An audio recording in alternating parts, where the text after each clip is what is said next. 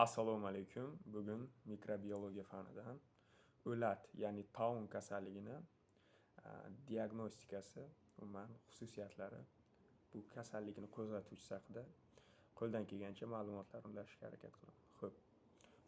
O'lat kasalligi bu o'ta yuqumli xavfli kasallik hisoblanadi. Ikkinchi nomi taun.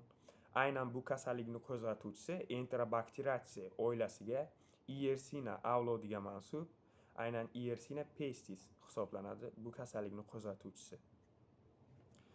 Asosan bu zoonoz kasallik, o'lat kasalligi. Ya'ni hayvonlarda, kemiruvchilarda uchraydi asosan va transmissiv yo'l bilan hayvonlardan odamga yuqadi.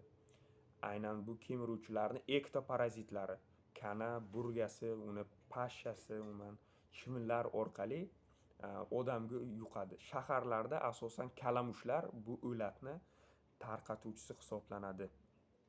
Xo'p. Odamga yuqqandan keyin aynan odam ham bu o'latni tarqatuvchisi bo'lib qoladi. Ya'ni kasalligini o'zida olib, 3 xil formada uchraydi odamda. Aynan bubonli shakli, ya'ni limfada, birlamchi o'pka shakli, ikkilamchi o'pka septik shaklda uchraydi. Aynan mana shu xavfli. O'pka shakli o'tdiki, bu havo tomchi yo'li bilan tarqala boshlaydi. Butun epidemiyaga sabab bo'lib ketadi. O'zi kemiruvchilarda ham juda ham epidemiyaga sabab bo'lib ketgandan keyin tarqaluvchi zona, epidemik markaz bo'lib qolgandan keyin bu transmissiv yo'l bilan yokida shunaqa avval qadim zamonlarda shilishgan terisini, kalamushlarni endi shu hayvonlarning terisini shilish orqali ham yuqadi. Ya'ni alimentar hamda transmissiv yo'llar orqali yuqishi mumkin o'lat. O'latni o'ziga ana shu Yersina pestis juda ham chidamli deyarli. Ya'ni o'ta ham chidamli emas, chidamsiz ham emas. Sababi quyosh nurida 1 soatda o'lishi mumkin. Lekin o'lgan hayvonlarda 4-5 oygacha o'zini virulentligini saqlab qoladi hamda ko'payish xususiyatiga ham ega. Aynan shu past haroratda hayotchaligini saqlab qolishdan tashqari bemalol ko'payadi. Ko'pchilik bakteriyalar 37 gradusda ko'paysa, bu harorat talab etmaydi. 0 gradusda ham ko'payish xususiyatiga ega aynan Yersina pestis. Xo'p.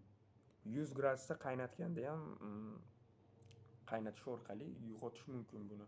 Aynan qaynatish usuli orqali. Juda ham chidamli ham emas, chidamsiz ham emas, o'rtacha. Xo'p. Qanchalik tez diagnostik aniqlansa, shuncha tez epidemiyani oldi olinadi. Hamda profilaktik chora-tadbirlar ko'riladi aynan bu o'latda, taunda. Bakterioskopik, bakteriologik hamda serologik tekshiruvda aynan PCR orqali DNKsini IFA usuli mavjud. Hamda BGR, ya'ni billi jelatinli agarli muhitda, o't suyuqli jelatinli muhitda aniqlash mumkin. Aynan serologik zardob orqali, qonni zardob orqali. Xo'p, bakterioskopik tekshiruv. Bakterioskopik tekshiruvda tekshiruvchi material aynan kasallikning formasiga muvofiq, agar u o'pka shakli bo'lsa balg'amdan, qondan, septik shaklda olinishi mumkin. Xo'p.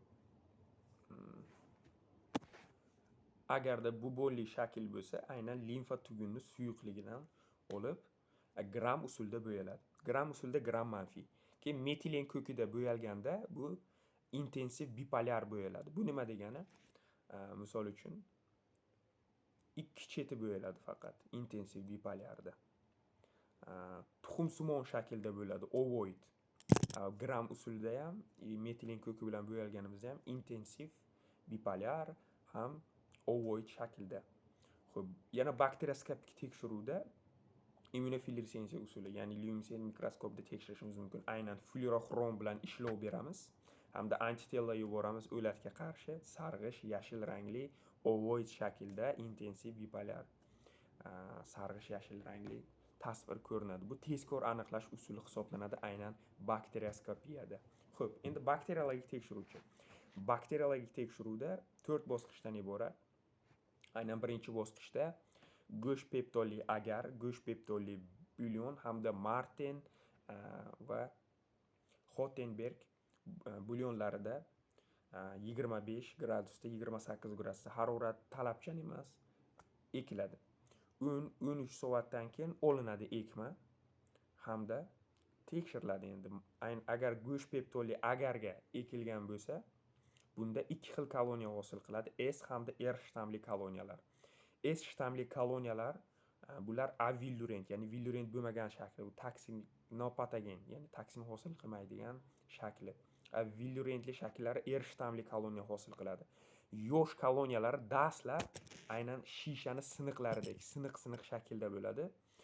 Keyinchalik bu birlashib koloniyalari aynan to'qilgan ro'molchani shakliga o'xshash deyilgan.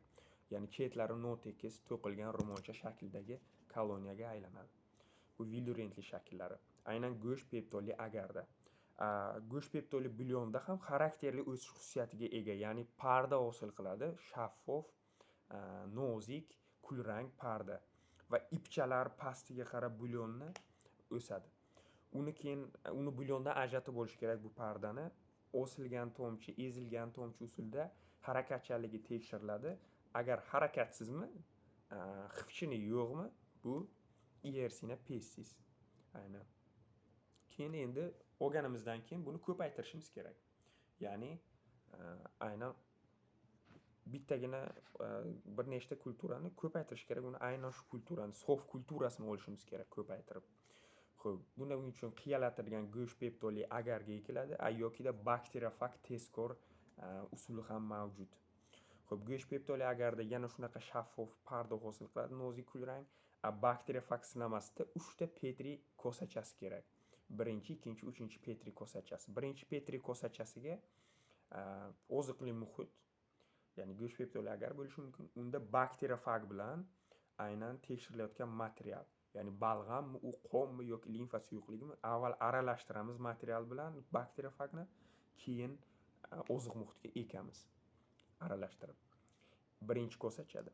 Ikkinchi kosachada yo'lakcha hosil qilinadi. Aynan avval ekiladi shpatel bilan, namuna shpatel bilan avval ekib olamiz. Keyin yo'lakcha hosil qilib bakteriofag tomizib chiqiladi. Ikkinchisida. Uchinchisida bakteriofag qo'shilmaydi, shunchaki ekib qo'yamiz namunani 3 ta idishcha. Keyin 25 gradusda qo'yamiz. 10 soatdan 14 soatdan keyin termostatdan olamiz buni. Olganimizda 3 xil kosachada 3 xil natija. Birinchisida bakteriofag bilamiz, bakteriyani o'zini DNKsini kiritib yo'q qilish xususiyatiga ega. Birinchisida koloniya qurib qoladi. Ya'ni qurib qolib parda hosil qilmay o'ladi unday bo'lsa. Ya'ni ikkinchi idishchada steril yo'lakcha hosil bo'ladi. Faqat yo'lakchaga tomizgandik bakteriofagni, o'sha yo'lakchada yo'q. Uchinchisida bo'lsa idishchada endi tipik aynan taunni qo'zg'atuvchi Yersinia pestis maza qilib bemalol o'sayotgan bo'ladi. Chunki bakteriofag yo'q u yerda. Xo'p, bu ikkinchi bosqich. Uchinchi bosqichda endi biokimyoviy identifikatsiya qilamiz. Aynan uglevodlarni parchalashi, antibiotiklarga chidamliligi, uni tinktaral xususiyatlarini yana qaytadan bir o'rganib chiqamiz. Harakatchanligini, aynan harakatsizmi yana olgan natijamiz sof kulturani. Xo'p, uglevodlarni parchalash, saxaroza, dalsit, umuman bularni parchalay olmaydi. Laktozani qisman parchalashi mumkin. Qolgan ko'pchilik glyukozani umuman parchalaydi, manitni parchalay oladi, uglevodlarni aktiv parchalaydi. Xo'p. 4-kunda endi javob xulosasini shunchaki yozib beriladi. Bu bakteriyalarga tekshiruv. Xo'p. Biosinama usuli ham mavjud, aynan o'latda. Biosinamada doimgidek hayvonlarda o'tkaziladi. Ya'ni kemiruvchi oq sichqonda, kalamushda hamda ja topilmasa dengiz cho'chqasida. Bularga aynan teri ostisiga yuboriladi. Agar yaxshiroq natija olmoqchi bo'lsa, qorin pardani orasiga yuboriladi. Bunda 5 kungida o'lish xususiyatiga ega hayvon. Bunda o'ldiki, ajratib olinadi aynan o'sha qorin pardani orasidagi qismida ko'paygandan keyin bu namuna gram usulda bo'yaladi. Ya'ni xuddi shunday ovoid gram manfiy bo'lsa, osilgan tonushda ko'rilib harakatsiz bo'lsa, aynan xulosa beriladiki, biosinama buni ham tezkor. Immunofluoressensiya usuli ham tezkor diagnostika. Xo'p. O'zi yashirin davri 5 kun ham emas, 1 dan 3 kungacha, 5 kungacha umuman hisoblanadi yashirin davri. Qadimda juda ham ko'p odam vafot etgan bo'ldi. Ya'ni tez tarqalib ketgan o'lat. Profilaktikasi shu kalamushlarni, kemiruvchilarni yo'q qilish, umuman dezinfeksiya profilaktika ishlari olib boriladi va gigiyena qoidalariga amal qilish hisoblanadi. E'tiboringiz uchun rahmat.